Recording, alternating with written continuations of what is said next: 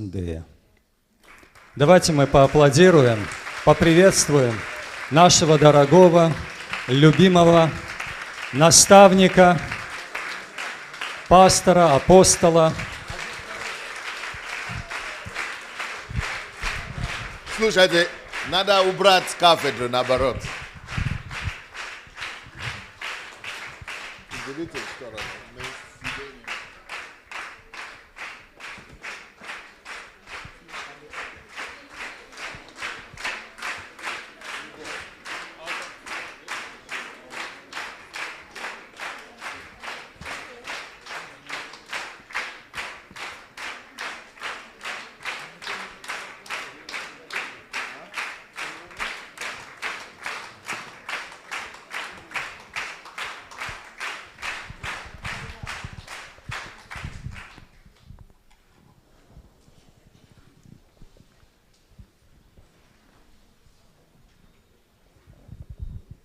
Здравствуйте, церковь. Hello, dear church. Слушайте, будет только по-русски говорим или будет английский тоже? We are online? English? Yeah, Facebook English? Okay, let's welcome, давайте поприветствуем, наверное, опять пастор Сергей, как обычно. Давайте будем поприветствовать наши англоговорящие. So let's welcome our English-speaking audience. Hello, everybody on Facebook. From love from Ukraine. Love from Ukraine. Blessings to everybody. Blessings to all of you. So let me quickly tell the English-speaking people to go and share the message. Please go and share the message. Go and share the link. Go share the Facebook message. Share in the inboxes. Share in the timeline and in Facebook groups. Please, let's go and share. Today is the last day of this fasting and prayer here, and we are going to be answering the questions that have come in. So I'm going to be speaking Russian today because the questions are going to be in Russian. And I'm going to be answering them speaking Russian, but I have my able translator here today. Her name is Pearl. I think she's going to do a good job at it. Okay, so давайте вы будете читать нам вопросы, а мы будем отвечать. Перлина сначала переведет вопросы на английский, а я буду отвечать по-русски, буду говорить сегодня.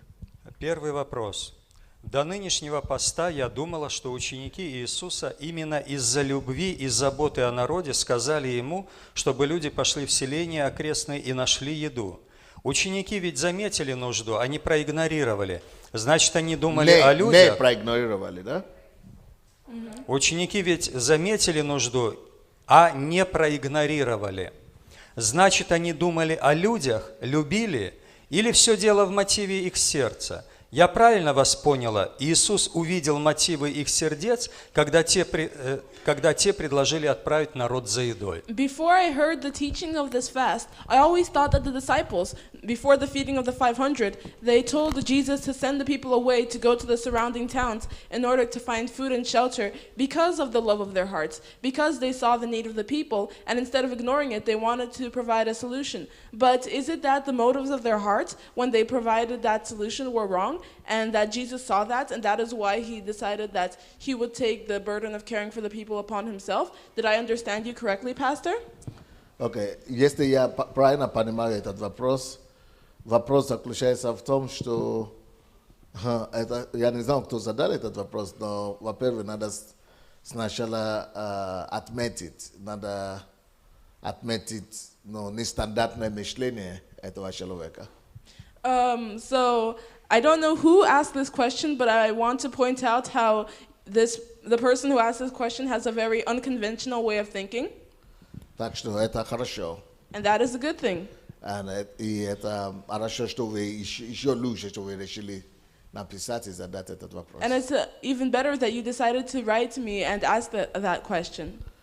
То есть, если кто не понял, я постараюсь переформулировать этот вопрос.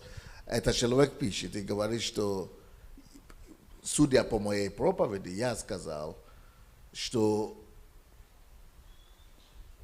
Иисус проявил любовь, а ученики нет, якобы.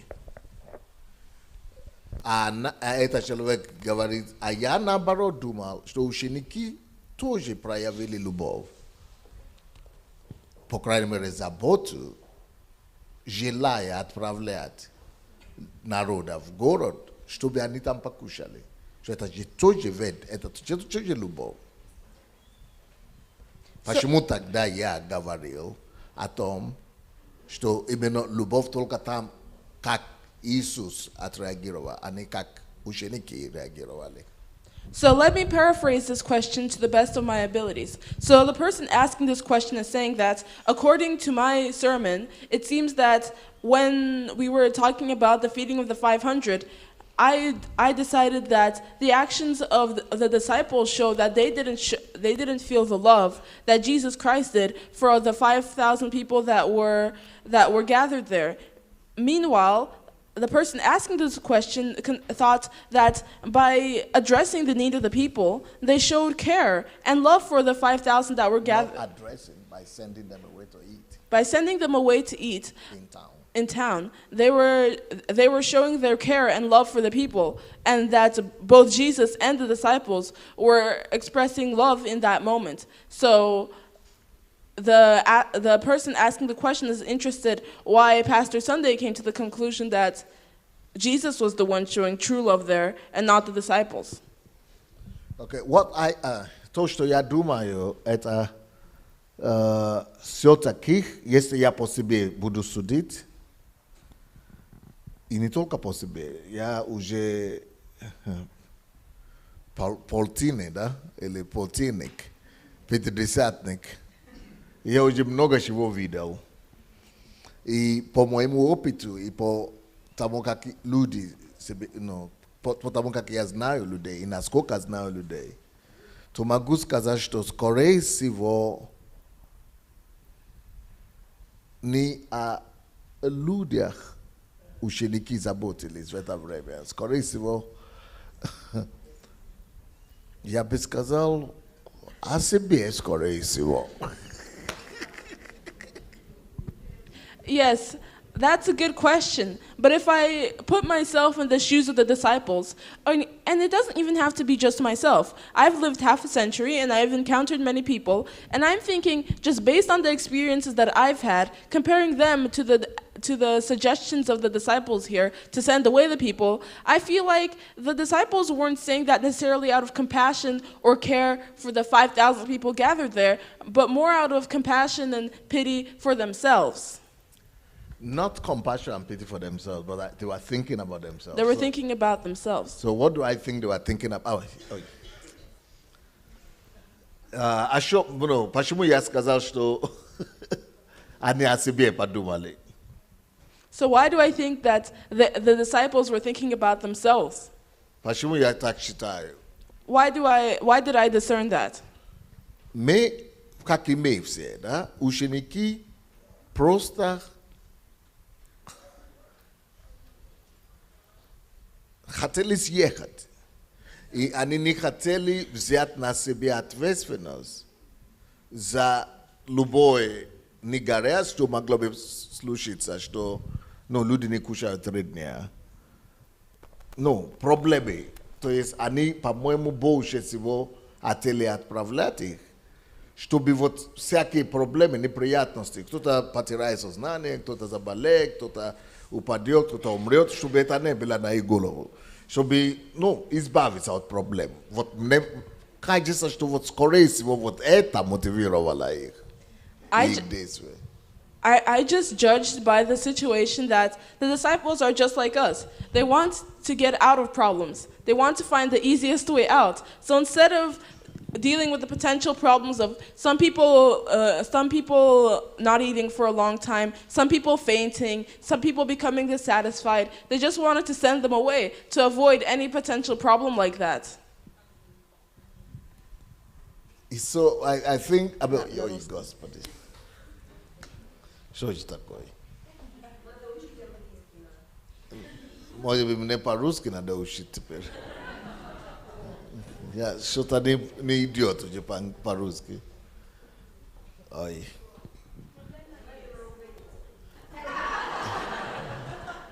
I can try translating to Russian. На украинский. Не, я же могу говорить по-русски. Не то, что я не могу говорить. Просто привычка.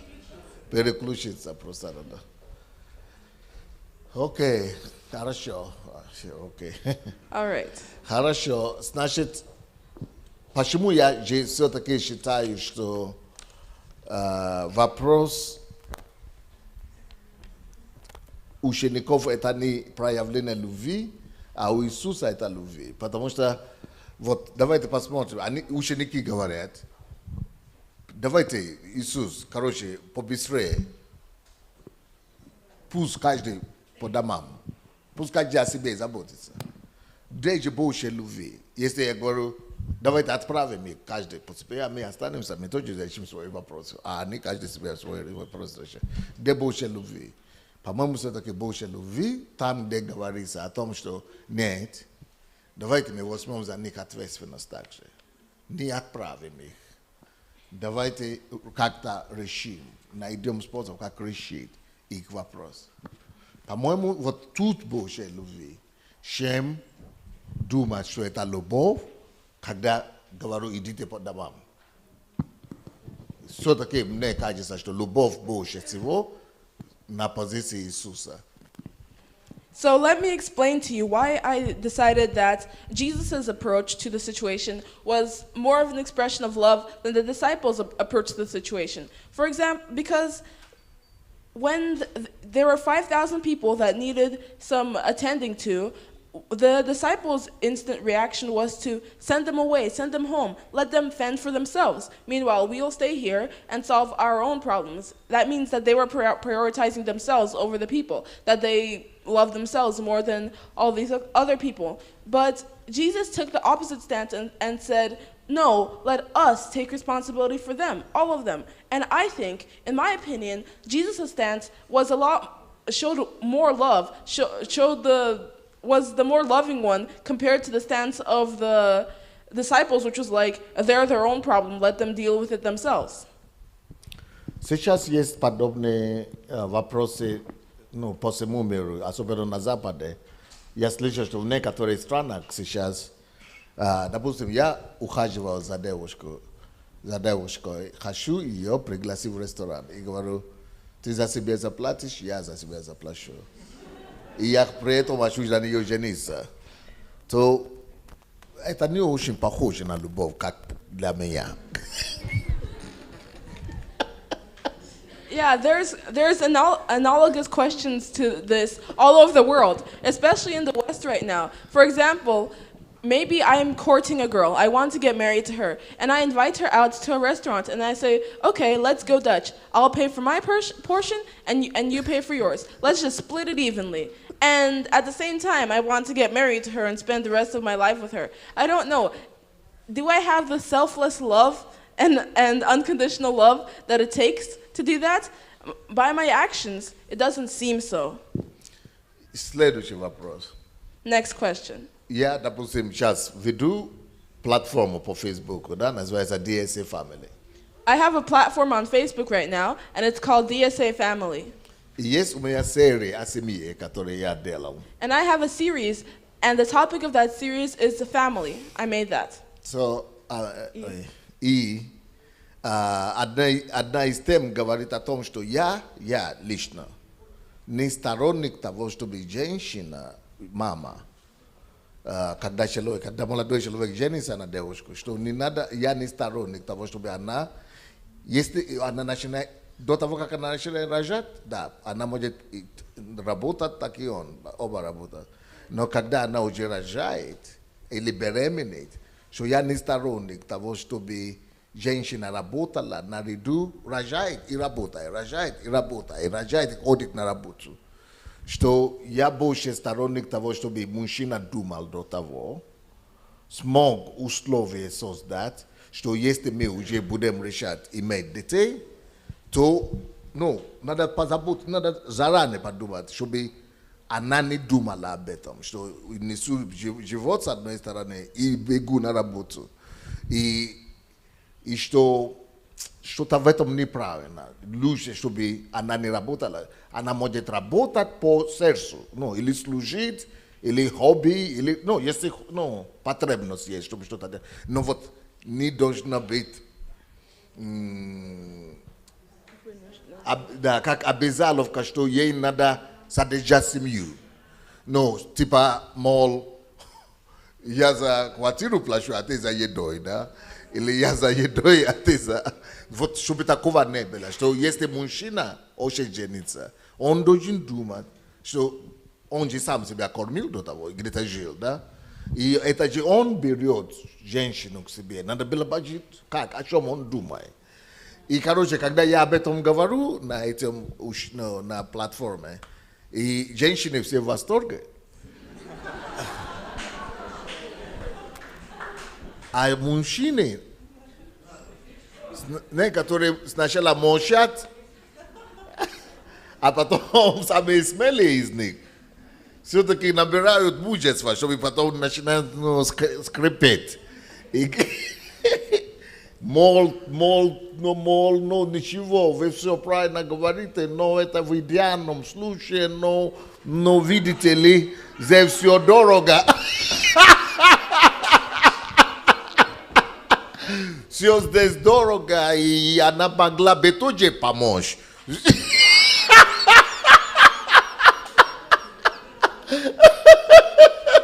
Все равно написано, что двое головы лучше одной. Вот, короче, и пошло, и поехало.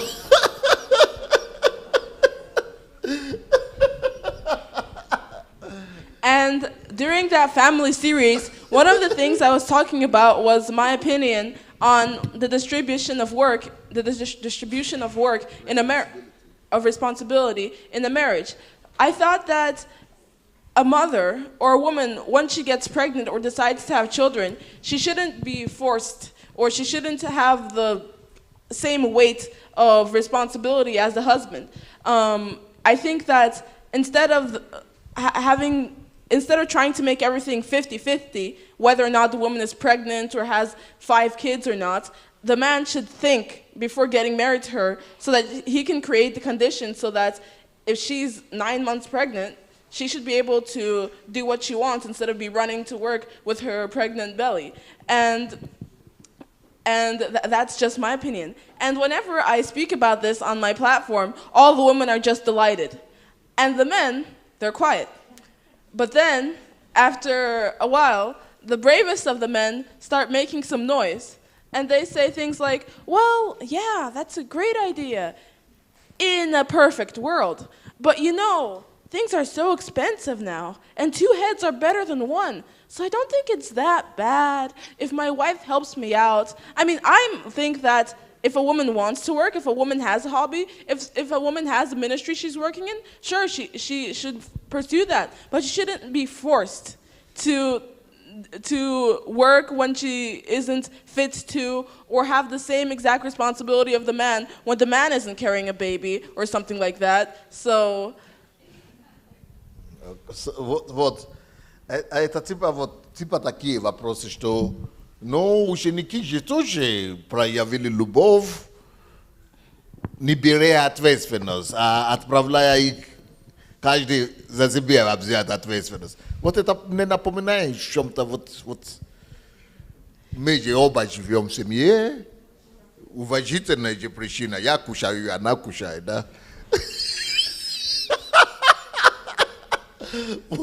Пусть оба работают. Она же тоже в этом доме же живет. Значит, пускай за аренду тоже платит. То есть типа такого, что это тоже любовь. Но вот это совсем разные уровни любви. Если Иисус берет полную ответственность за всех и обеспечивает. А эти говорят, ну, это же я не буду кушать, это же не в мой живот пойдет и где-то. Это в их живот. Пускай поэтому они тоже за себя позаботятся. Ну, я больше, короче, вижу любви в этой состоянии, в этой позиции Иисуса. Yes. So when people say stuff like, well, the disciples also showed love in their own way, you know, they just showed love by not taking responsibility, while Jesus showed love by taking responsibility. It's just everybody has his own way of living. But that kind of reminds me of when you get a wife and you say, well, we're both living in this house, we're both pillars of the family, so how about you pay the same amount of rent that I pay also, despite the fact that before you took this woman into your house, you were paying your rent and feeding yourself. It's just, well, we're both part of the family, now we're one flesh, so we should do equal work. And I kind of hear echoes of that same mentality when people say things like, yeah, the disciples were showing love too, just by sending them away, because it's not like it's my stomach to feed. They have their own stomachs to feed. I have my own stomachs to feed. Let them go take care of themselves, and I'll take care of myself. I'll just send them away with love. Я думаю, все-таки, что вот ответственность больше показывает любовь. То есть, если бы ответственность не связать с любовью, то так все так могут любить без ответственности. Но так легко тогда было бы любить. Как это называется, когда сожительство, как это называется, гражданской любви, да, получается. То есть получается, что любить без ответственности, это слишком легко, это слишком дешево, это слишком какой-то... Оно даже не дает честь мужчине или человеку. А когда я несу ответственность, могу знать, что да, я занимаю это место, эту должность, или звание, это не зря ношу. Лидер, пастор, муж, мужчина. Ответственность, по-моему, это наивысшее проявление любви. Ответственность должна быть все-таки. So I think that the highest and strongest expression of love is responsibility, after all. Because if we take away the responsible part of love, if we take away the need for responsibility in love, then loving becomes all too easy and all too cheap. If we say that you don't need to be responsible if you love someone, then everybody can love. And that's how you have problems like commitment issues and a civil marriage, where you're living together but not taking responsibility for anything. And I think that just takes away the depth of love, and it takes away the honor of the two people participating in the commitment that love should be. It just becomes so much less meaningful. So I think that if we take away the responsibility part of love, we take away a chunk of love. So responsibility shows the strength of your love. Поэтому я надеюсь, что мы ответили на тот вопрос, этот первый. Ответили, да? So I hope we answered the first question. Второй вопрос. Я правильно поняла вас, пастор, что мы первыми должны делать шаг, какое-то действие и выражать Божью любовь, а не ждать какого-то особого побуждения от Бога. Часто я слышу, что сначала отдай любую ситуацию или дело в молитве к Богу, а потом действуй. Я, конечно, думаю, что это религиозный подход. Я правильно поняла, что нам первыми следует начинать и делать свой максимум, а только потом вмешивается уже Бог. Often you hear things like, you can't take any steps forward or do anything without consulting God first, without getting into the revelation or spiritual mode first. And from this, they need to be led by God to do good. And while listening to your fast, I kind of thought that To your teaching during the fast. To your teachings during the fast, I thought, isn't that the religious approach to it? Can't you just do the best you can in being good and then let God do the rest? It's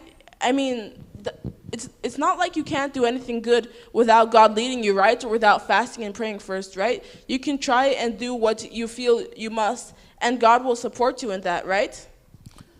Это, наверное, одно из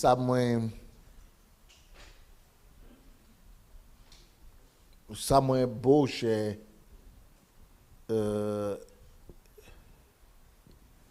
Придумка, да? Или как мы говорим? Придумка? Выдумка. Это, наверное, одна из самых удачных выдумка сатаны для церкви. Ждать побуждения или ждать подтверждения Духа Святого.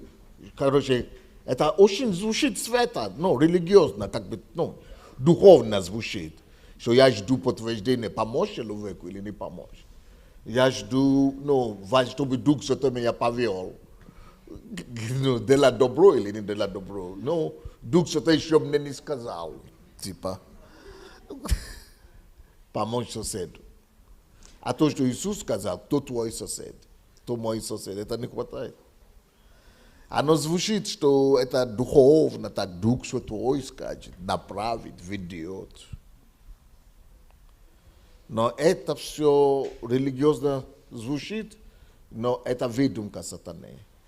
Это дьявол использует такие аргументы, чтобы парализовать любовь и сделать нас нечуткими, нечувствительными, сделает нас людей без эмпатии, без сострадания, без чувств и просто жестоко сердными. Потому что, чтобы делать добро, много не надо. Надо просто иметь глаза, чтобы видеть, уши, чтобы слышать, и сердце, чтобы ощущать. Чтобы делать добро, по-моему, много не надо. Чтобы делать добро, нужно просто задать себе вопрос. Если это поможет человеку, если человек в этом нуждается, если я в состоянии помочь, а при чем тут Дух Святой-то? По-моему, можно было бы Духа Святого в покое оставить в этом случае. I think that this is one of the biggest and most destructive think-ups and myths that Satan has sowed amongst the midst of Christians. That before doing anything, before doing any good, we have to wait for the revelation from God. We have to wait for God to lead us. It sounds very holy. It sounds very religious to say, well, I can't do it. Sounds very spiritual to say, well, I'm just waiting for God's confirmation. I'm just waiting for God's revelation to come to my heart. I'm waiting for the word of God. But actually, it's just Satan's way of making us insensitive, of deriving us of compassion, deriving us of empathy, and making us hard-hearted and cruel even. Because you don't need that much. It's not that hard to do good. What you need to do good is eyes to see, ears to hear, and our hearts to feel. That's all you need. And if we are holding that back, because of that think-up that Satan has sown in our minds that, no, we have to wait for God's revelation, we need to be led by God, or we need to be led in the Spirit, that is just our way of ignoring the conscience and the situation that God has given us. God has already told us, love your neighbor. And we are letting Satan put in his own think-ups into that, pervert the commandments with his own think-ups like, no, don't love your neighbor yet. Wait for God to lead you.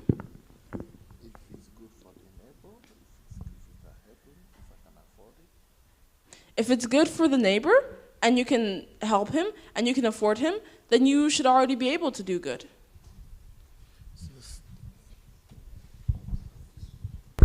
Спасибо, пастор.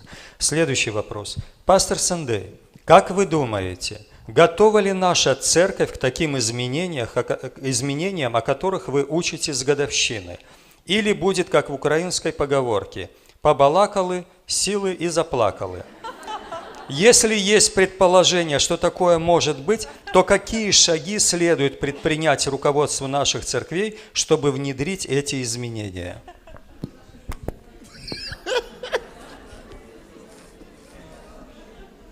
Okay, Pastor Sandey, thank you. And Pastor Sandey, what do you think? Is our church really ready for changes of this scale, as the ones that you were teaching during the anniversary and that we've refreshed during the summer fast?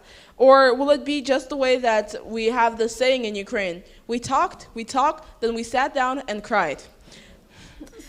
Do you have any ideas or guesses or hypotheses on how we can do this, and what's changes that our administration and leaders of the church needs to start working on in order to make these changes a reality? Ну, по-моему, это то случай, как в украинском поговорке. It seems like we might be going down the path of the Ukrainian saying. По-моему, украинская поговорка тут выручаловка хорошая. The Ukrainian saying hit the mark here. Но нам надо, конечно, лучше это сделать. Нам надо не оправдать эту поговорку в этом случае. But we need to do it better. We can't just let this saying come to be instead of our goals in this situation. Безусловно, будет очень тяжело. It goes without saying that implementing these changes will be very hard. Наша церковь уже 25 лет скоро будет. Our church is already approaching the age of 25. Very soon we will celebrate our 25th anniversary. Это ломка серьезная. And it's gonna be a serious challenge. Нужна будет большая воля. We will need a lot of willpower. Нужна будет большая решительность. We will need a lot of determination. Нужно будет много пояснительных моментов. We will need to have a lot of explanatory moments. Explanations. Надо будет много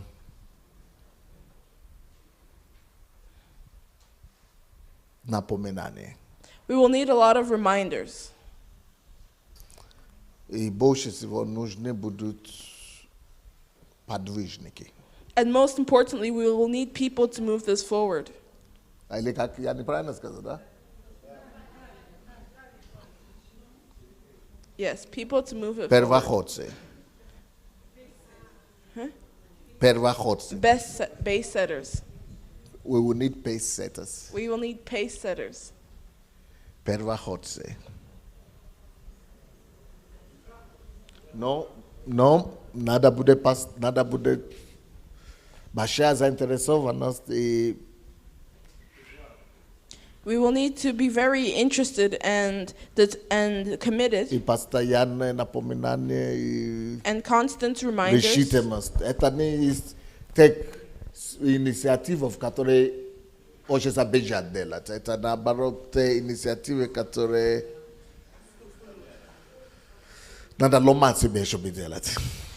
We're going to need a lot of determination because this isn't one of the initiatives that everybody is running to do. Everybody's pumped up and running forward to do because it's easy and it's right there. It's something that we need to die to ourselves and break ourselves in order to do. Спасибо. Следующий вопрос. Как отличить любовь и сострадание от душевности? Next question. How do we tell the difference between love, compassion, and just emotions?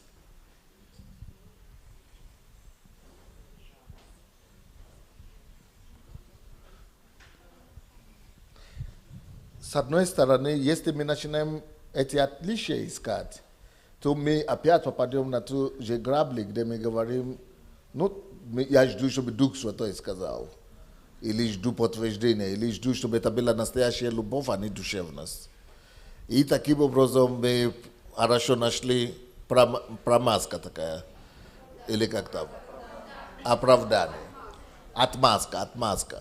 On one hand, if we start looking for the differences between the love, compassion, and just emotions, then we can easily get back to the stage where we're saying, well, I can't act on these emotions yet. I need to wait for them to become true love or true compassion. And once again, we will have found ourselves an excuse. Да, есть разница между настоящей любовью, состраданием и эмоциями, и душевностью. Yes, there is a difference between true love, true compassion, and just emotions. Душевность – это когда эмоция ведет. An emotional response is when you're not planning anything out. You're just following your emotions baselessly. Но самый лучший способ, как понять, как лучше действовать, это балансировать чувства логикой. And the best way to find out what you must do is to balance your feelings and logic. Чувства – это хорошо. Feelings are a good thing. Душевность тоже хорошо. Emotions are also a good thing. Но вот надо позволить чувства и душевность разбудить, заинтересовать, оживлять нас, но потом использовать разум как тормоз чуть-чуть, чтобы выяснить какие-то вопросы, типа, в состоянии ли я это делать сейчас? И то, что я сейчас буду делать, могу ли, не приведет ли это меня к большей проблеме, неприятности? Не создам ли я себе или другим с моей этой заинтересованностью, душевностью, большей ситуации, проблемы, осложнения, чем помощь? Ну, вот надо вот такими вопросами логическими попытаться балансировать душевные порывы.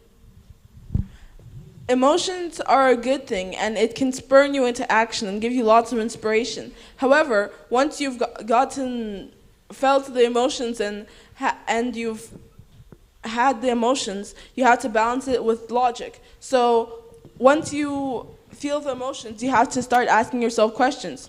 What I want to do right now, am I ready to do it? Do I have what I need to do it? Am I in a state in which I can do it? What I want to do right now, will it bring me to more problems? Or can I actually do something with it? You have to find a logical approach to your emotions. And then it can become, a useful, productive type of love and compassion instead of just reckless emotions. Не знаю, понятно? Does that make sense? Но не надо сказать, что из-за того, что есть душевность, вообще не надо ничего, выбросить и так далее. Нет. Душевность все равно не позволяет нам окамениться полностью. It doesn't mean that just because you're having a emotional response means you have to stop dreaming or having any response at all. No, it just means you have to balance it with logic. Okay. 5-й вопрос. Все мы знаем, что любовь – это отдавать.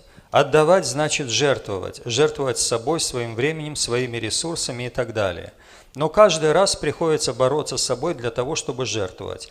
Как достичь того уровня жертвенности, когда я без колебаний смогу жертвовать собой? We all know that love means to give.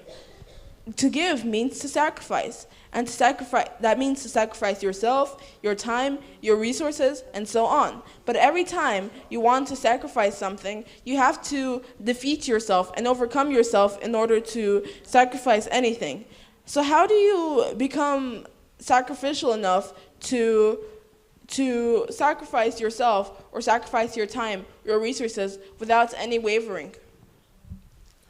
Ну, поэтому, наверное, и Библия нам говорит о даянии. Вот эти все принципы пожертвования, десятины, в Ветхом Завете и так далее, и все жертвы разные, это чтобы нас приучить тому, чтобы мы не были зависимы от вещей, чтобы мы не были эгоистами, чтобы мы научились оторвать всего от себя. Окей. Первый. Во-первых, надо иметь принцип. Надо, чтобы ваша жертвенность была под определенными правилами. Допустим, я каждый месяц хочу жертвовать 10% всего то, что я имею, или 15%. Вот уже правила там есть. И получается, не имеет значения. Имею эмоции, не имею эмоции, порывы есть, не порывы. Я имею принцип. То есть я уже себя загнал на рейсы любви по-любому. Это, если такой принцип есть, то есть тогда вы не выходите из рамки того процента, который вы себе определили, только если вы можете себе позволить. То есть так будет дисциплина и будет система. С одной стороны идет работа такая, с другой стороны вы не заставляете себя выходить из рамки, или, то есть упорядочить. Когда вы упорядочиваете, вот таким образом оно помогает. I think that the reason that the Bible emphasizes giving so much is in order to teach us how to become a cheerful giver and how to become a more sacrificial person. And that is why the Bible says to give to the poor, to give to the needy, to give to those less fortunate, to give your tithe. And so all you need to do is organize your sacrificialness, your giving. For example, if you decide, okay, every month I want to give 10% of my income, I want to give 15% of my income. There's a rule. And it doesn't matter, you're feeling something negative, you're feeling something positive, you're going to give 10% every month. You have some problems, you don't have any problems, you're going to give 10% every month. And that already means that you're going to develop your patience, you're going to develop your sacrificialness, and your love isn't going to be fickle. And that's going to make sure that you don't sacrifice too much, and you don't have any control over how much you're giving and how much, and you're not being manipulated, but you're also not giving anything at all. You are giving something because of your rules. So you just need to put everything in order. Вот очень много сейчас идут разговоров, десятина вообще-то нужно давать или нельзя давать. И я тоже вошел в этот спор, особенно на англоговорящем мире и в интернете там. Я тоже говорю об этом, но как ни крути, десятина учит нас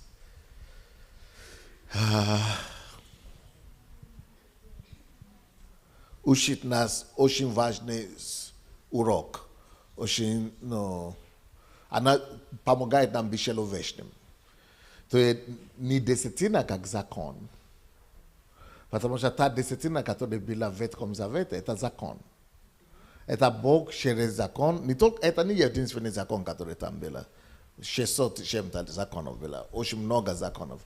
То есть, но эти все законы тоже на пользу им были придуманы, чтобы помочь им все-таки в рамки какие-то загнать и сделать их людьми.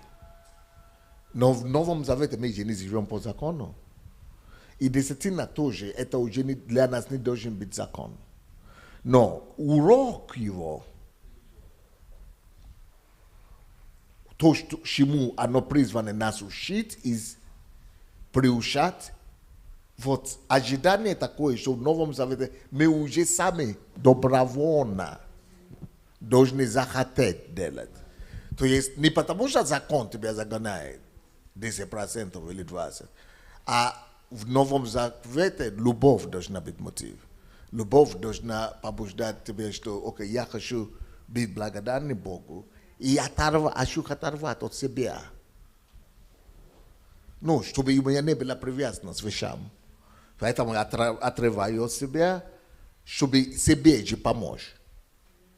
Чтобы не иметь привязанность, во-первых, чтобы оставаться человеком и чтобы быть благодарным.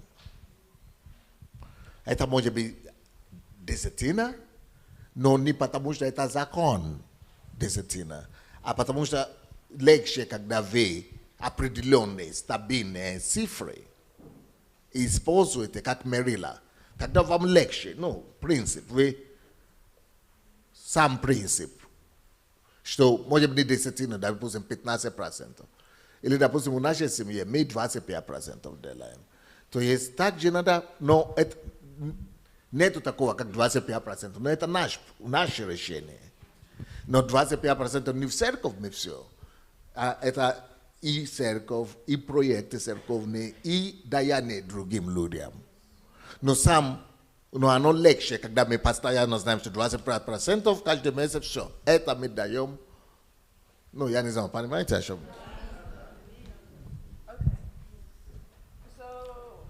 Wait.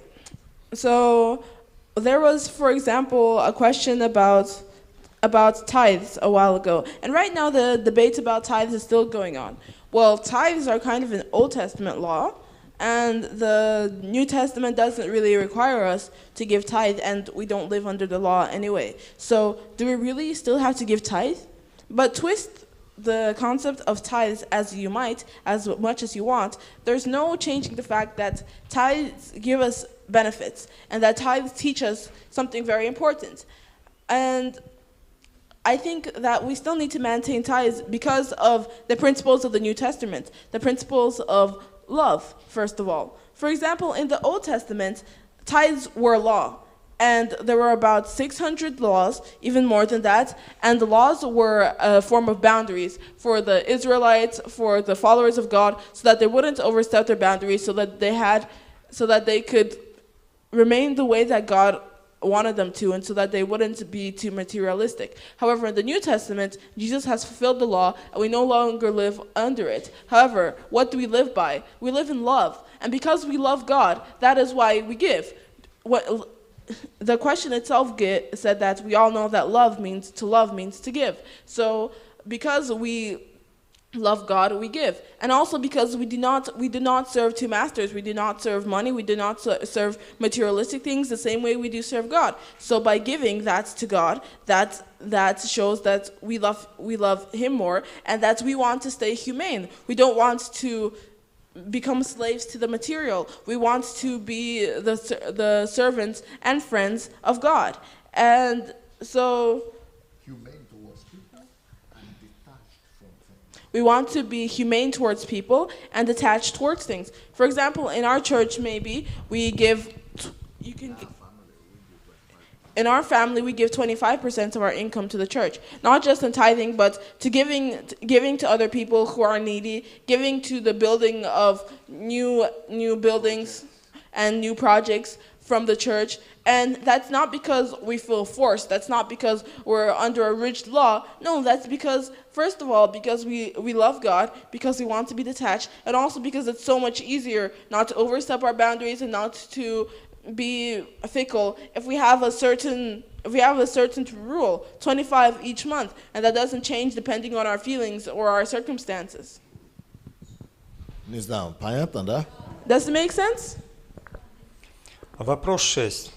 Знаете ли вы какую-то церковь в мире, которая внедряет сейчас то, что вы сейчас учите? Изучали ли вы их результаты, или, может быть, церкви, их результаты, или с какими трудностями они столкнулись? Есть ли у них такое же умножение в церкви и результаты, как в деяниях апостолов? Question number 6. Do you know any church in the world that is teaching the same principles and teaching the same ideas that you are right now? Have you studied their results? Have you studied the results and surveyed the difficulties that they went through when they were trying to achieve their goals? And do they have the same amount of multiplication and results as documented in the book of Acts? Okay, number 1. Наоборот? Oh, is it? Yeah. Is it that? Yeah. Русский? Okay. Во-первых, Number 1. очень тяжело найти такую церковь. It's very hard to find a church like that. Даже такую, как нашу церковь, очень тяжело найти, проблематично найти. It's even problematic to find a church like ours is right now. Посольство Божие – это такая уникальная церковь, что она передовая, она идет впереди в планете все. Не то, что мы еще не вошли. Если мы еще не вошли туда, то вряд ли вы найдете церковь, которая уже это практикует. The Embassy of God is unique in the fact that it's ahead of all the other churches. It's kind of ahead of its times when we're talking about churches. And if most churches haven't even achieved the state that we are right now, then of course it's going to be even harder to find churches of what we haven't achieved yet. Но все-таки But even so, я нашел определенные видео и документы, I found certain videos and documents and documentaries. люди, которые, ну, может быть, не в полноте то, что мы говорим, но которые частями, которые они тоже чувствуют, что в этом направлении Бог ведет. People who, not in the full, like, multifaceted way that we're planning to and that I desire to see in this church, but at least by parts, are also feeling that what God wants them to do. То есть уже есть церкви, которые в этом направлении частично стараются. So there already are churches that are already striving to partly go into the same direction as us. Но перестроить полностью церковь так, может быть, еще такого нет, но уже есть фрагментами, частичками. So to totally rebuild a church by that model, I don't think that exists anywhere.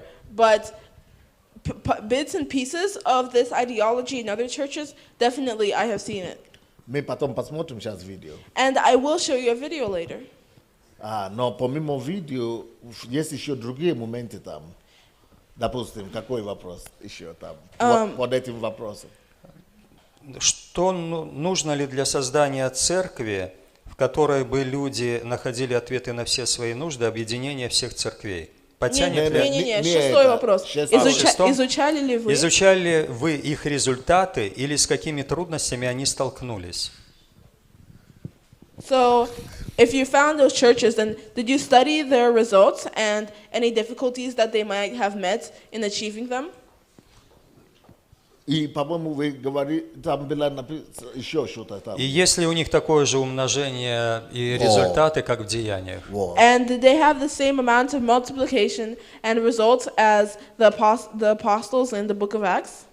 Okay. Вы должны понять одно. You need to understand one thing. Когда я вам говорил вчера о канале и о ступоре, да, о канал, about the channel or the tube.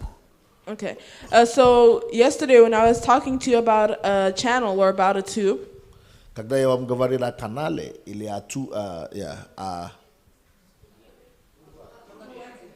дырка, да, поток, да. Труба. Когда я говорю о трубе и о канале вчера, да, то они о блоке, не о заторах. Имеется в виду, что я даже упомянул, сказал, что очень легко нам думать, что вот если Бог будет использовать нас как Авраама, я умножу тебя. Мы думаем, что это значит, Господь должен нас умножить. Как Израиль должен стать как миллиардами людей, но везде как песок. Там же написано как песок. И мы думаем, что это физически Израиль должен быть как песок. Но на самом деле это же по-другому Бог пошел. Не Израиль физически так размножался, а через их семя одно Иисуса. Песок уже по всей земле. То есть так же самое здесь. Мы тоже можем легко думать, что мы сейчас начнем полюбить действовать, раздавать, помогать. И наша церковь, бакс, станет самой большой церковью. И нас будет много. Так это получается мыслить опять блоками или затором мыслить. То есть мы не это должны искать, не это должно быть наше побуждение. Потому что все равно Бог благословляет и благословит нас, но не обязательно, что это все должно остановиться у нас, как гора, которая мощная, становится горой. А Бог не так смотрит на благословение. Бог смотрит на благословение в виде потока, в виде канала, в виде трубой. Бог не о тебе только думает, а Бог думает о том, как бы через тебя все это шло. Поэтому вот вопрос, который задается, что было не у них умножение. Вот если мы исходим с точки зрения умножения, то опять же мы возвращаемся к корысти. А корость, это опять нарушает принцип любви. А мы должны быть больше, наверное, заинтересованы в любви, быть в благословении, быть каналом, чем все-таки быть затором. И думаю, что нас не должны волновать о том, что церковь росла. Хорошо, допустим, церковь в Иерусалиме, вроде бы здесь есть местописание подтверждение, да, что там же они же росли. Но я не так понимаю деяния апостолов. Да, 3000 человек покаялось, а потом 5000 человек покаялось, а потом прилагалось постоянно неверующие. Но там не написано, что они все собрались в одном месте. И наоборот, это все, чем закончилось. Закончилось тем, что все рассеялось. Потом церковь там, рассеянная там. Церковь там, которая рассеяна там. Да? То есть я думаю, что все-таки Божий принцип, оно не поддерживает формулу башни, вот это, Вавилонского башни. По-моему, не подтверждает. Библия не подтверждает, что цель всего – это наш рост или наше умножение. Я думаю, что это не сама цель. Я думаю, что даже то, что они все пришли в церковь, это для того, чтобы они потом были рассеяны, чтобы они были обучены, чтобы они познали истину, и чтобы они потом рассеялись.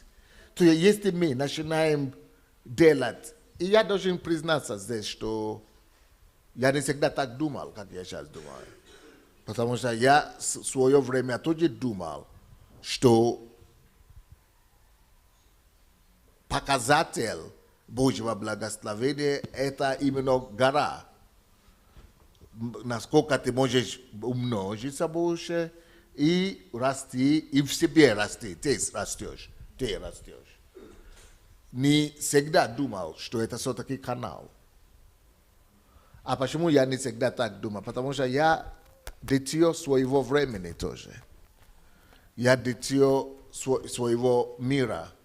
Я жил и начал служить в поколении, когда весь акцент делается на рост церкви, на объема служения, на, когда ты слушаешь Йонги шоу там, и еще что-то. То есть, это сейчас, со временем, я начинал переоценивать о том, что все-таки, вы не найдете такой пример даже в Новом Завете. Наоборот, люди каются, познаются Христа, растят во Христа и рассеяно. Все рассеяно больше мы видим. И потому что Иисус все-таки говорит, что идите. Так что я думаю, что мыслить и оценить успехом нашим именно ростом физическим не всегда может быть правильно. Главное, чтобы мы оценили любовью.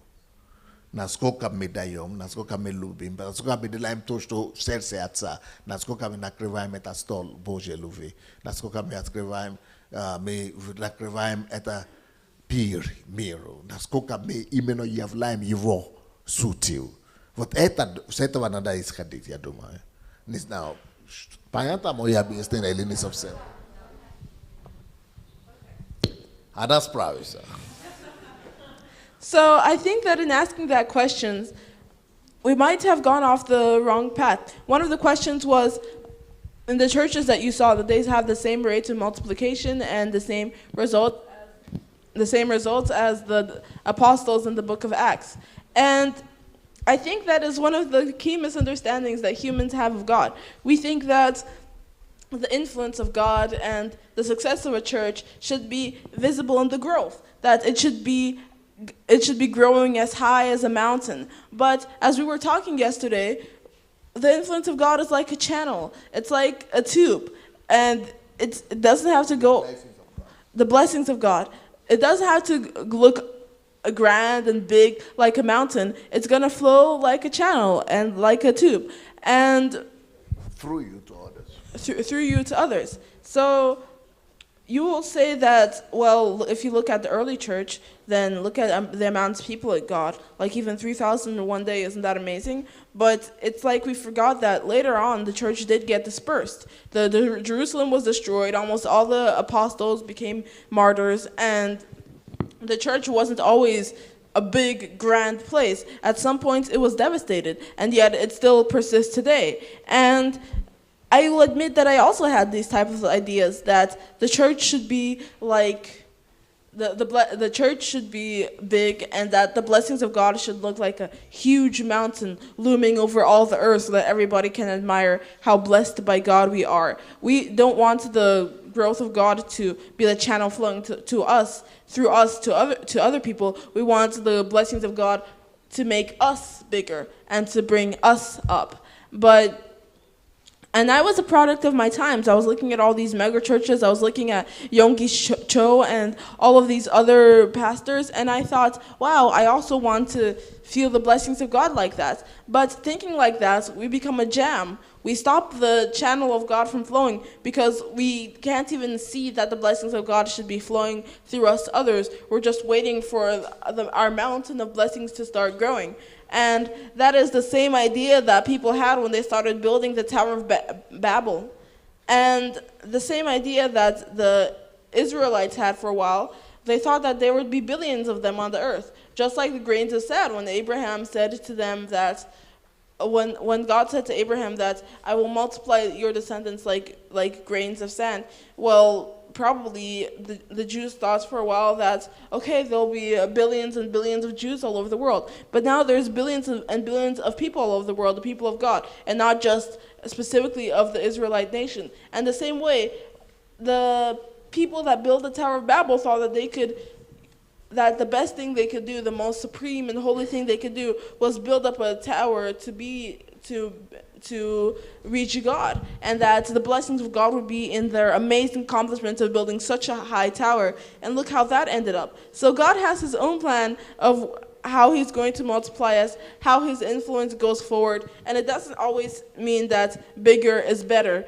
God has his own plan that is a lot higher than we can understand, even if the mountain doesn't look that high.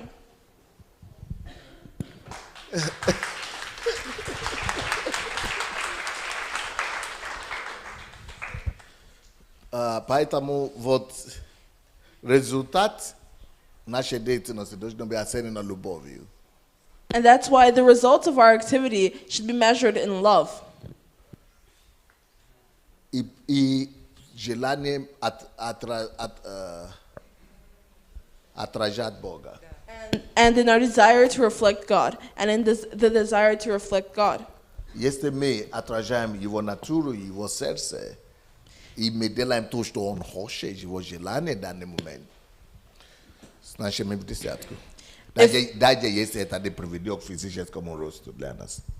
If we are reflecting the nature of God, reflecting his love, and doing his will, and doing what he wants us to do at the moment, then we are already hitting the mark, and we are already doing what God wants us to do, even if it doesn't look like we're physically growing or physically multiplying.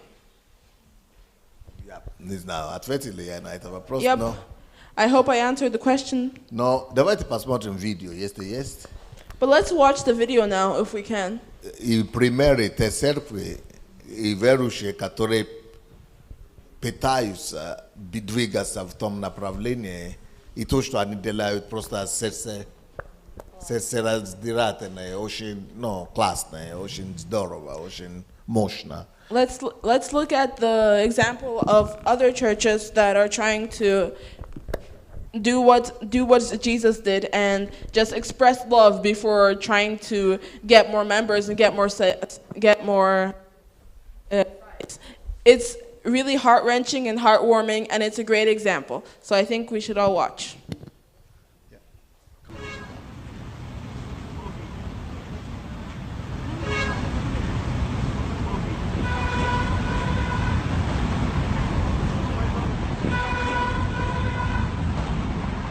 Это в Африке, у этой женщины, без звука можно. Он делает вид, что он хочет покупать у нее, но на самом деле он спрашивает, сколько стоит всего товара, потому что эта бедная девушка, бедная женщина несет по голове. В Африке много таких. Кто со мной поедет в Африку, увидит много таких. И что он делает? Он платит за весь товар, и ничего не берет. Один только берет и отдает ей товар все обратно. Я бы аплодировал на вашем месте.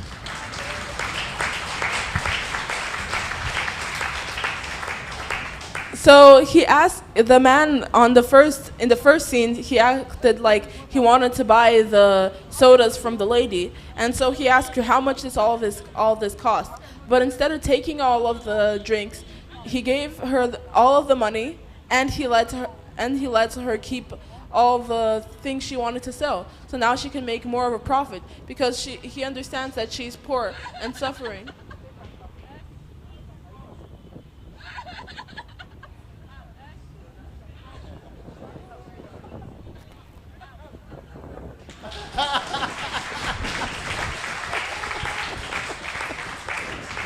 Вот это не церковь, это просто человек. Вот, что это человек делал, он создал общественную организацию, просто ходит каждый день и определенное количество людей вот так добро делает. Он закупил весь товар, женщина в шоке. Вот тут приходит люди к Богу уже автоматически после этого. И он это делает каждый раз, то же самое.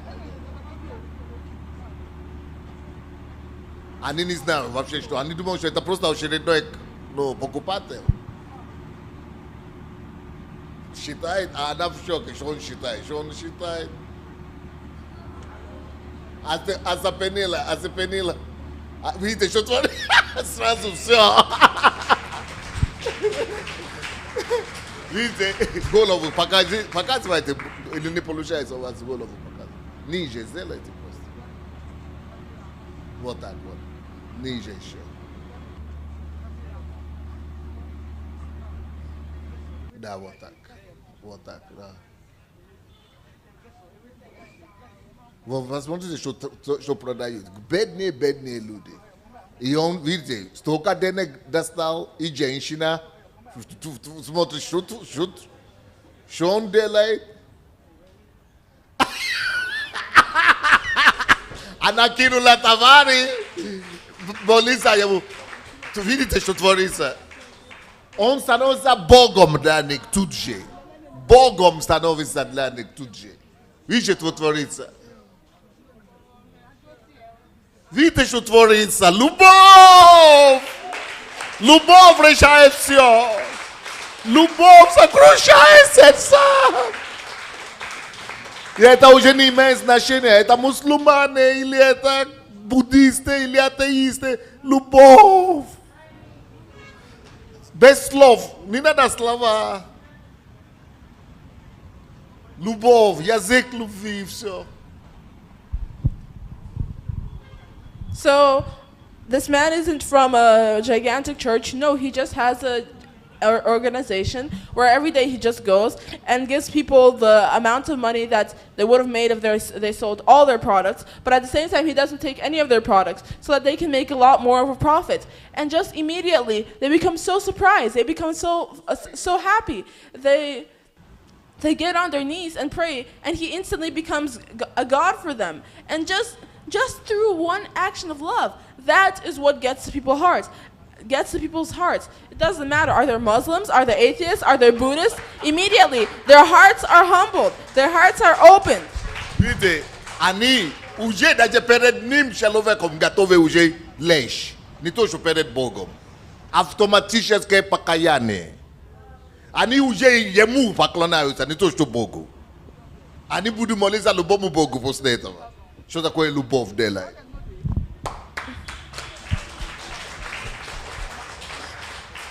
He's just a person, and yet they're already kneeling to him. And think about that. Won't they be ready to worship any God after that action? So automatically, love just brings to automatic salvation. It doesn't matter what religion he's trying to bring anyone to, or what belief he's trying to bring anyone to after this. It's just love automatically gets to people. This is the power of love.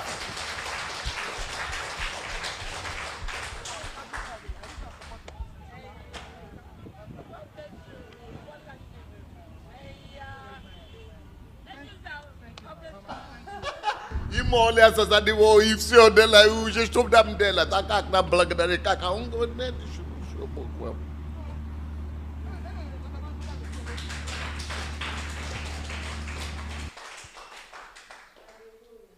Pasho machinu das tal bashi kushe denek pas produzi kak on dela tak ne ajida no de.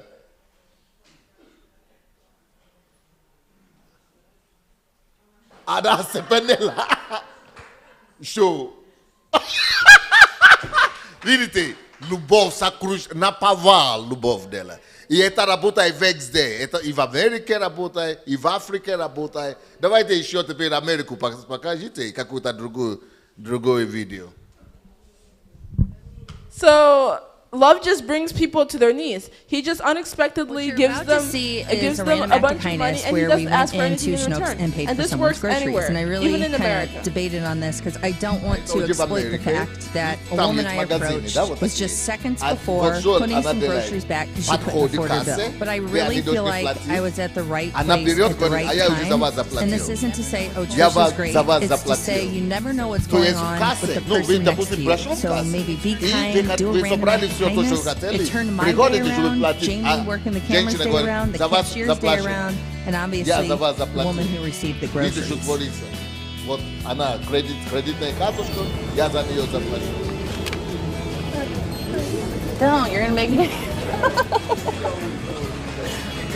Даже если это по $100 или $50 или $10 платить за людей. Double bagging. Посмотрите, что творится. Это просто вот женщина уже плачет. Это шок. Это любовь.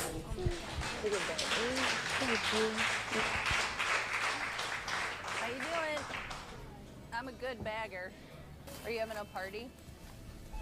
No? Just stocking up. So now this is a woman in a supermarket, and she's just, when people come up to the cash register, she pays for their products. It doesn't matter how expensive it is. She uses her credit card, she uses her own cash, and she pays for them. And of course they're so surprised. They're like, "Thank you." They come to tears, and that is her way of showing God's love. Did you get some cereal? What's your favorite? Fruity Jewels? Oh, I like the Cocoa Puffs. Can I have some of these? Yeah. I can? That's so nice of you. I'm going to pay for your mom's groceries today, okay? You just got to do me a huge favor. Do something nice for someone, okay? You could tell them they look pretty. You could smile at them. You could say, "You're my best friend." Here, I'm going to give you that. You just do a random act of kindness for someone. It's Random Act of Kindness Day. You just got to do something nice for someone. Yay, we win! You're welcome. Love.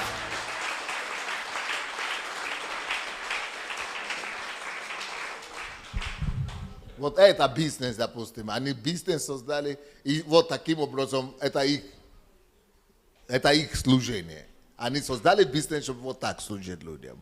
А тут создал фонд, общественную организацию, он делает это, снимаешь, он делает, iludi narod style prinasi yemudengi no incognito should be on ani yemuda verayut I selus et sama dela I project razne dela votak.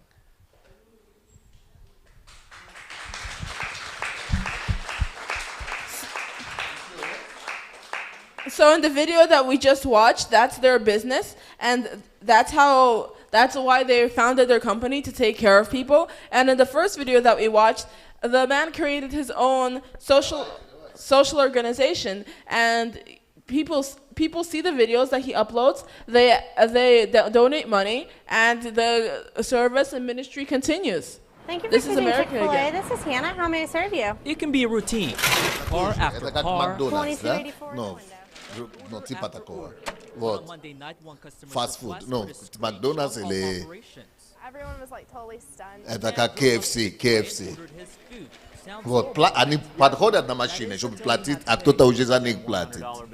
Tipa toje somewhere. If rather be ulude machine yes. If rather be ni subsem plak no niche da. No. So ravno tosh to atibek to tapaduma. So ravno implant moja biza $10 o platile pitnase. Ito shaste kakoi. Ito shock kakoi ulude. Everyone have a good day. Like I just want to Lubov prabivai po lubovu. for the many customers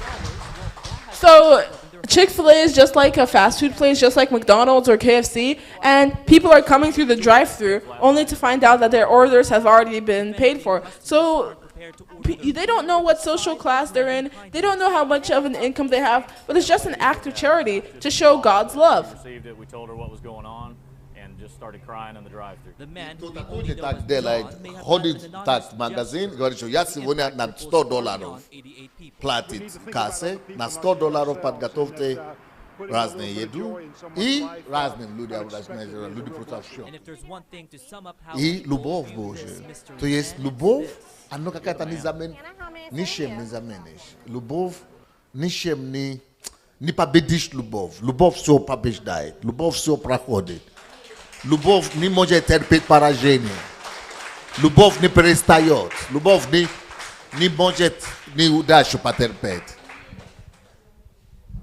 So this is just a random act of love, and it just shows that love is a powerful force. Nothing can touch people the way that love can. Nothing can prove a point or And for the next drive a point home the way that love can. Nothing can work as powerfully as love. There's more videos.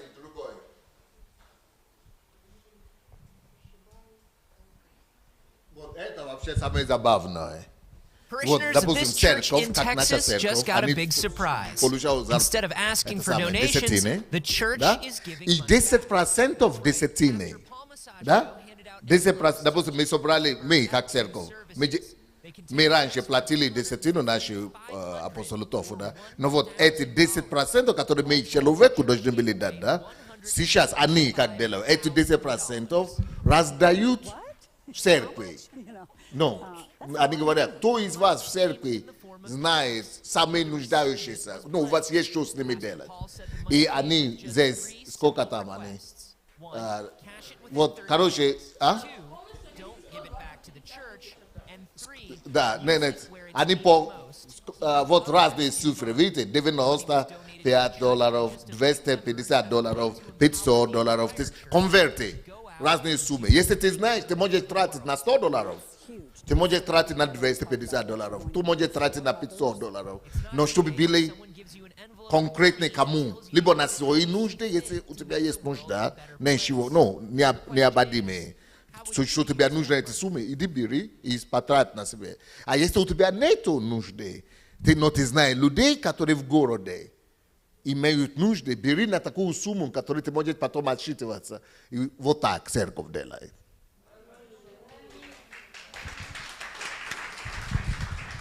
So this is a church that the video that was just showing, and we'll put it on again. This is a church that they got the tithes from their members, and then 10% of the tithes 10% of the tithes, they gave it back to the parishioners. So they had checks of 100, 125, 200, different sums of money, and they said, okay, this money is for you. Don't give it to the church. However, take it, and anybody in the city, anybody in the world that you know is needy, use it to help them. Use it to make the world a better place. And so that is true love. Instead of keeping all the money for themselves, instead of just making tithing into a religious thing, you don't think about it, you just give just to feel good about yourself. You give the money back to the people and say, okay, now we fulfilled your need, you fulfilled the needs of the church, so now go and help other needy people. And that is just spreading love. That is the best type of evangelization. No, a ne это дело каждый месяц. И получается так, что 3 условия. Первое, эти деньги нельзя отдавать в церковь, нельзя десятиной принести обратно. Надо его использовать, чтобы любить кого-то. Это во-первых. Во-вторых, эти деньги нельзя, чтобы они у тебя только лежали. Ты не должен сохранить себя. Но ты должен найти в течение месяца этого, как ты собрал. В течение месяца ты должен найти, кого любить этими деньгами.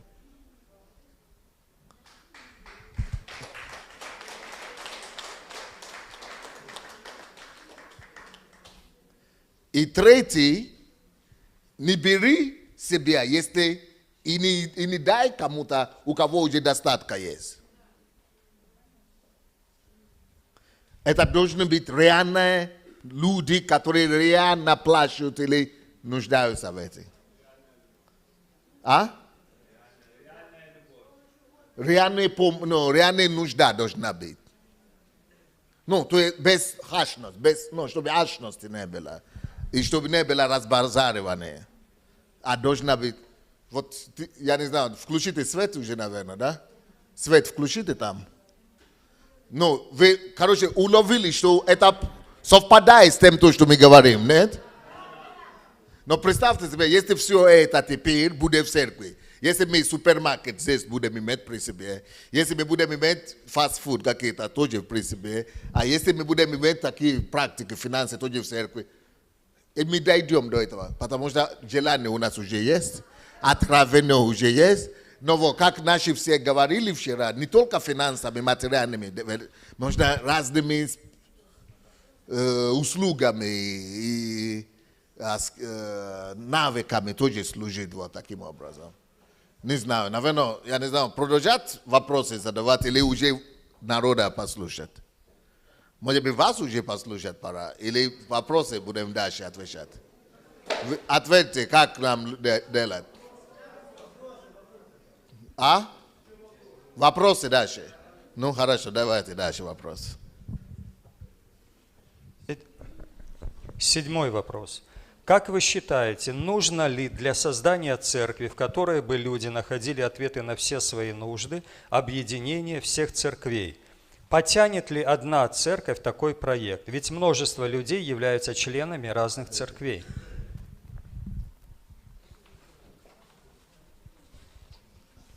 Did you hear the question? Ага, еще раз. Как вы считаете, нужно ли для создания церкви, в которой бы люди находили ответы на все свои нужды, объединение всех церквей? Потянет ли одна церковь такой проект? Ведь множество людей являются членами разных церквей. Do you think that in order to create a church that could meet the needs of all types of people and all types of different needs, you would need to make a church that combines all the churches together and has no denomination at all? And do you think that one single church could do it on this? Could take upon that burden on its own, because there are so many different people in so many different types of churches. Нет, я не думал, что нужно объединяться все в церкви. В том-то и прелесть. Когда все объединятся, будет 1 миллион человек. Это вообще будет, такой организации надо будет. То есть это очень сложно будет. Тем меньше церкви, тем, да, это хорошо, что каждая церковь отдельно. Каждый может принять это учение. И каждый может практиковать это учение, как он может практиковать, но по-своему. Но тем меньше, тем локальнее, церковь, тем проще, наоборот, практиковать это все дело.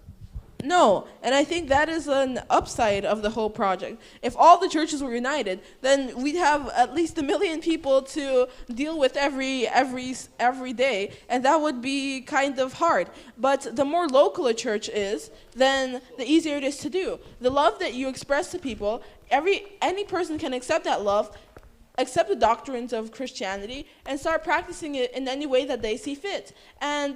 And that way, each and every church can, in their own way, in their own spheres, begin spreading the love of God practically. And that's a good thing. Следующий вопрос. Next question. После легализации или попыток легализации гомосексуализма в нашей стране было замечено в христианском мире большая ненависть к этим людям. Но ненавистью и как бы нелюбовью невозможно же этих людей приобрести. Как относиться христианам к этим людям для того, чтобы они могли быть спасены? Ну, нет легализации в Украине же. Ну, пытаются ее частично, да. Okay, so after attempts in Ukraine to legalize, well, to have equal rights for people who are gay, in the Christian community there was a big explosion of hatred for people who identify that way. And I think that hating certain people is not compatible with the Christian doctrine that Jesus taught us. So what is the right relationship to have towards gay people in order that they might be saved? Да, конечно, ненависть, она только порождает больше ненависти. Поэтому Библия говорит, что любите ваших врагов, делайте им добро, наоборот. Я думаю, нам надо ненавидеть грех и надо любить людей. Вот, допустим, если я курящий, если я курю или блужу, или занимаюсь каким-то грехом, но из-за этого же, все мы грешим, все. Мы же любим людей все равно. Неважно, какой грех у человека, с гомосексуализм, или курение, или блуд, или что-то. Все равно грех есть грех. И это грех. То есть, но с другой, это с одной стороны. То есть надо любить людей. Только грех мы ненавидим. Но с другой стороны, тоже нельзя легализировать. Почему? Потому что то же самое, что хорошо, педофил теперь придет и говорит, что я тоже педофил. Давай будем легализировать. Или блудник скажет, что хорошо, я тоже блудник. Давайте будем 3 жены делать, 4 жены. То есть любой грех нельзя легализировать. То есть я сторонник того, что гомосексуалистов и так далее, не надо их судить или сажать за это. Если они не будут насильно кого-то насиловать. То же самое, как грех, блуд. Если ты будешь насиловать, так ты идешь в тюрьму. Но если это обоюдно, не надо их тоже сажать. То есть и там не надо крайность, и здесь не надо крайность. То есть я думаю, надо им дать шанс, разрешение, чтобы не было уголовно преследуемое, как было раньше. Но легализировать это грех зачем? Тогда давайте будем все легализировать. Все грехи легализировать. То есть убийство будем легализировать. Я не знаю, улавливаете, что я говорю? Вот я так смотрю на это. Okay, so yes, I agree with the fact that hate only leads to more hate. So we can't just hate homosexuals because they're homosexuals. Every one of us sins. If I'm a smoker or if I'm an adulterer, I'm also sinning, and my sin isn't better or worse than homosexuality. I'm still a sinner. All of us are sinners. And in the embassy of God, we don't hate people because they smoke. We don't hate people because they drink. We don't hate people because they're adulterers. We treat them with love, and we bring them to Christ that way. And in the same way, we should treat homosexuals with love because God still loves them. However, I don't think there's any reason to legalize it because sin is sin. we don't legalize polygamy because that is adultery, and we shouldn't legalize homosexuality. We shouldn't legalize murder. We shouldn't legalize any sin. At the same time, we shouldn't prosecute them for the fact that they are gay, because unless somebody is raped, then that is already a crime. But say that there's two gay people and they consent to something, that's not something that somebody should be prosecuted for, because it's the same exact thing as adultery. You're not supposed to have relations with anybody outside of marriage or anybody that you aren't married to, but people still do it, and people don't go to prison for that. In the same way, gay people need to be given a chance. We shouldn't be allowed to do everything. We shouldn't legalize pedophilia or bestiality or murder or stuff like that. But at the same time, it shouldn't be like in the Soviet Union or how it was before, where you are gay, so you get the death penalty or you get prosecuted. There should be a balance, and everybody should be treated with love. Спасибо, пастор. Следующий вопрос. Какие ваши практические рекомендации для церкви в связи с учением летнего поста 2018 года? С чего начать реформацию? А вы ответили, вот. Посмотрите видео еще раз. So they ask what recommendations we had for the church related to this teaching, but we already watched the video, so you already have your answer. Практически, я думаю, каждая церковь должна собраться. Каждая церковь, каждый духовный совет обсудить более практически, как будет приемлемо и удобно для каждой церкви. И не только для церкви, а каждый верующий. Это проповедь, не только вот эти люди все не в церковь. Это индивидуальные христиане тоже могут так жить. For a practical start to a reformation like this, I think that all the churches have to meet together, that all the believers have to meet together and talk about what is the most comfortable way for them to start serving people and for them to start giving and showing God's love to people. How can they agree, and how can we work together in order to meet everybody's needs? And that way, we will be able to change the church in the way that I think God is calling us to. Следующий вопрос. Next question. Пастор, как ваше самочувствие? Как здоровье на сегодняшний день? Если есть нужда, то о чем нам молиться за вас? How are you feeling today, Pastor? How is your health?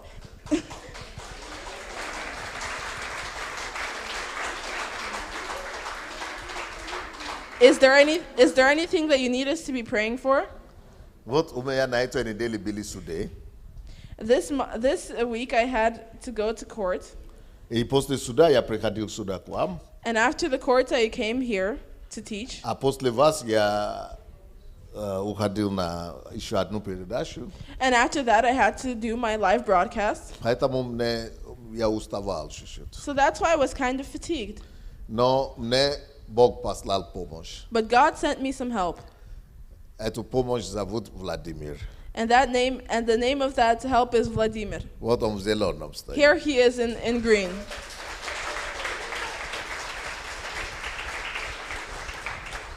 Он меня собрал внутреннюю комнату у меня в офисе.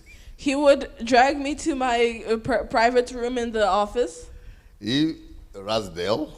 And undress me. И мне уговорил на массаж. And convinced me to have a massage.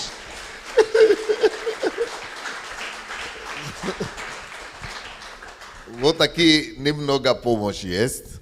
And that was some help. Как мое здоровье? Намного лучше. Я смотрю, сегодня и вчера смотрел на видео. У меня есть канал на английском, Сандей Аделаджа Official.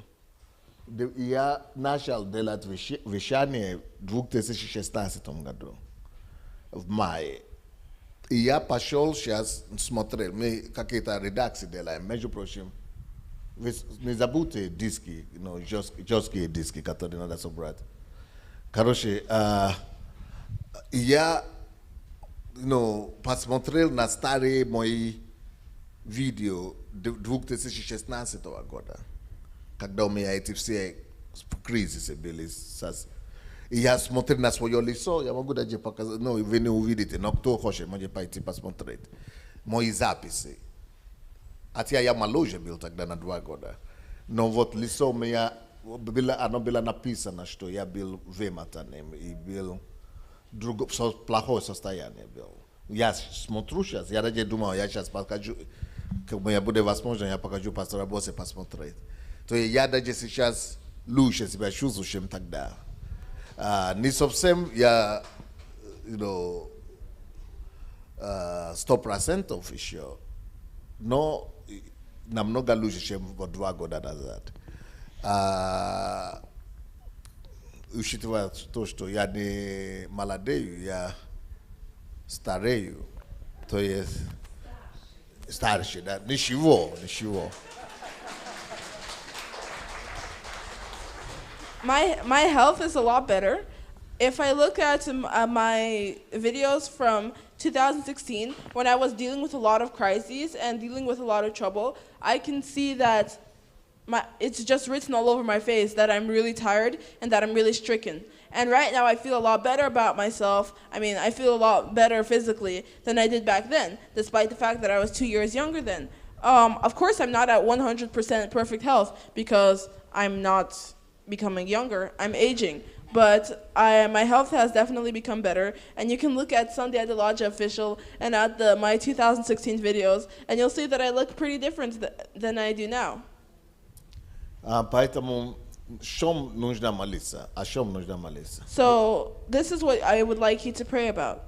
Во-первых, пастор Зина, или как вас зовут, я вижу представителей, как это, еврейский город, как называется, Сума, не Сума, как называется, Изюм или как, Черкасской области, пастор там, Уман, где они, я где-то видел, вроде бы я видел, не, Уман видел, есть? Где они? Я видел, где-то там сидели, люди вышли. Короче, приятно вас видеть. Вы же не из Умана, вы откуда? Прилуки. Да, точно, Прилуки. Это старость. Это я Прилуки называю Уман. Здравствуйте, это вы депутат наш, да. Да, я перепутал. Это не Ума, это Прилуки. Рад вас видеть. Короче, о чем молиться? Надо молиться, чтобы все изменения, которые происходят в Украине, коснулись судебной реформы. Я не знаю, вы в курсе, что год назад суд наш, два суда, выбросила все суда, потому что из-за несостоятельности, неосновательной. То есть нет основания меня преследовать. Уже 10-й год, 2008 год началось. И сейчас мы еще в суде. И в суд никуда не двигается. Если будет так продолжать идти, как идет, нужно еще 15 лет. Потому что ничего там, они только его тянут. И потому что, короче, суд выбросил это и сказал, что нету здесь доказать, да, это необоснованное обвинение. Но, к сожалению, месяц спустя, после того, как выбросили судья, а это все начал, Луценко начал это все. Месяц спустя, как судья сказали, возвращайте, не будет суда, назначили Луценко генпрокурором. И он приказал, чтобы все это дело вернуть.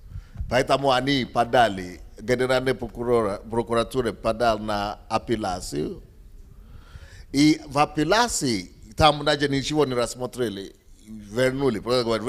Начните с самого начала. Так что то, что мы делали 10 лет, считали только.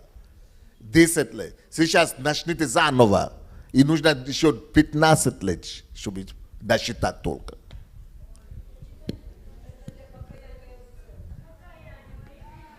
Так что, если помолиться за что-то, это помолиться, чтобы как-то, чтобы правда, истина восторжествовала в этом плане. И чтобы Бог положил конец этому, чтобы я мог в Африку уехать.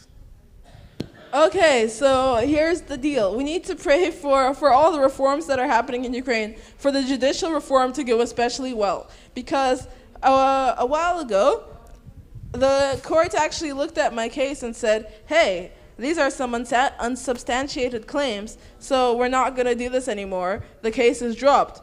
And that was good. But then a month later, the guy who initiated all this court processes and prosecution against me in the first place became the general prosecutor of Ukraine. So he said he gave an appeal to start the whole process over again. And they didn't really look at the appeal. They were just like, okay, let's do it. And now they want to start the whole process that we've been... They've restarted the whole process that we've been... And this is my 10th year of going through the courts processes.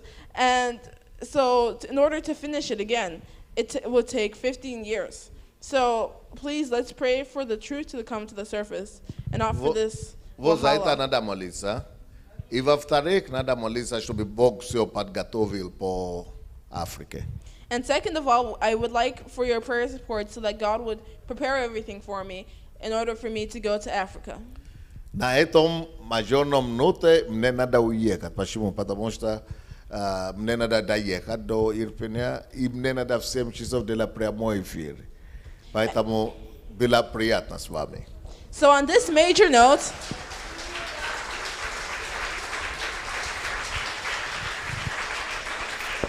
Пускай пастор Босс ответит на оставшиеся вопросы. I must finish because I need to get home, and I need to get home in time for the live program too. So, goodbye. Люблю. I love you! Пастор, можно за вас помолиться сейчас? Let's pray for the pastor now. Давайте мы сфокусированно помолимся за пастора, и пастор Лилия потом высвободит слово, и мы вас отпустим. Господь, во имя Иисуса Христа, мы благодарим Тебя, Боже, за нашего пастора. Мы благословляем его во имя Иисуса Христа и разрушаем всякие атаки и нападки дьявола.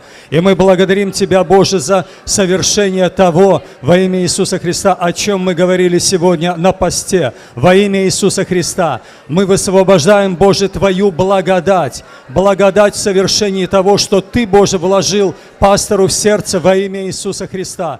Ты, Боже, избрал его во имя Иисуса Христа, и мы благодарим Тебя, что Ты ведешь его вперед во имя Иисуса. Мы благодарим Тебя за крепкое здоровье, за полное обновление организма во имя Иисуса Христа, полное восстановление. Мы благословляем нашего пастора, призываем защиту крови Иисуса Христа на него. И, Отец, во имя Иисуса Христа мы молимся, Господь, продолжаем молиться. Ты сказал, Господь, что Он выйдет неторопливо, Господь, и не побежит, потому что впереди пойдет Господь.